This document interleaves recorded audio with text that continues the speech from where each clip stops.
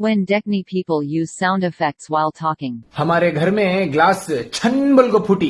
तुझे मालूम कि उसकी अम्मी उसको फड़ाल कर रपड़ा मारते। एकाएक की कर आवाज आया, देखे तो कार वाला को एक कार को ठोस को चिल्ला ढम ढम कर को आवाज। भाई क्या था मालूम नहीं, गली में आवाज वो दरवाजे को हल्लू बनकर धैड़ बल को आवाज आता है। तुझे क्या मालूम रहा, उनके बाबा उसको बेल्ट से शिड़ील शिड़ील कर को मारते है। मैं रोड पर चलने को चाले हूँ, सामने से एक जना गाड़ी में घुसुक बल को आ जाऊंगा। मैं मेरे घर में बैठ को मोटे माड़ी पर फोन ढूंढ लेने को था, ये का एक टप्पू टप्पू टप्पू कर आवाज है। दे ये तो बारिश है। हमारे खाला के घर में मोटर वाले तो डर कर का आवाज आता मालूम है। मेरी पैंट की बटन टूट गई कर को हमारे अम्मी पिन लगा को छोड़े, वो पिन मुझे छचक कर को चुप गई। ये रे हमें पढ़ाएंगे साथ चाय पी ले होता, ये का कर आवाज है। देखे तो पढ़ा एरिया के स्किट मार को स्टंट कर ले होते।